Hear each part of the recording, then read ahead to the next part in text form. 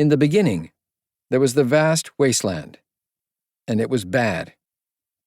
Already this is easy to forget, that for the overwhelming majority of its existence, the idea that television was an artistic dead zone would have been self-evident. The very term, quality television, used by academics to denote anything that rose above the level of brain-dead muck, betrayed the very lowest of expectations. But to understand just how revolutionary the notion of good television was, and how voraciously those who had a chance to make it on cable between the late 1990s and the early 2010s attacked the opportunity, it's useful to revisit the utter depths in the public's perception from which the medium had to rise.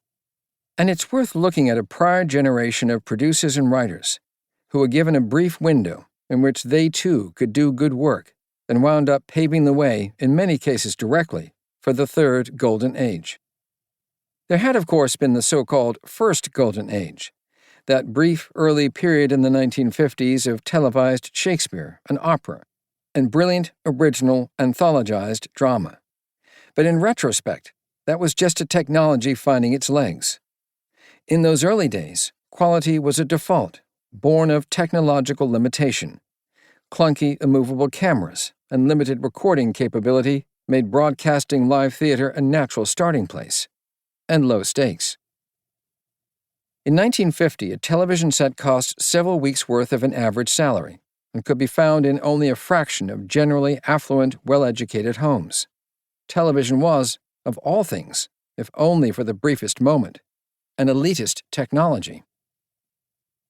By 1954, however, 56% of American households had TV sets, and from the moment TV became a mass medium, it was a reviled medium. Federal Communications Commission Chairman Newton Minow coined the phrase vast wasteland in a 1961 speech to the National Association of Broadcasters. But policy types were hardly the only ones with disdain for TV. Perhaps intuiting its power, other artists took every opportunity possible to slag the new medium. In the same way that novelists thank God for short story writers thank God for poets, poets for more experimental poets, all from making their own career choices seem like models of sober-minded life management, TV might have been invented by movie makers for the express purpose of allowing them to point to any commercial art form more degraded than their own. Most striking, though, is the degree to which TV's own practitioners have joined in the hate fest. No other medium contains such a matter-of-fact strain of self-loathing.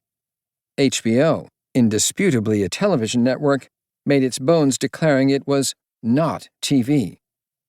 The criticism, furthermore, has always transcended mere snobbery and included something more primitive and superstitious, as though these boxes of pulsing light and sound had dropped out of the sky into our pristine forest clearing. The exposure to artificial light, it's been said, inhibits cognitive development. The flickering images replicate hypnotism. Television has been accused of being addictive, corrupting, responsible for driving otherwise perfect, well-behaved children to violence and depravity, which is to say that TV's crimes have never been merely aesthetic, but also moral, even metaphysical. The set, with its sinister, alien antennae, its ubiquity, became the very symbol of American vacuity, an enemy, pouring an unstoppable sludge of false reassurance and pernicious advertising into suburban homes. At best, it was the glass teat dispensing anesthesia to the conformist masses. At worst, it was a sinister conspiracy of the capitalist mind control machine, designed to keep us fat, sleepy, and spending. The rhetoric could become nothing short of apocalyptic. Ray Bradbury branded TV that insidious beast, that Medusa which freezes 1 billion people to stone every night, staring fixedly, that siren which called and sang and promised so much and gave, after all, so little.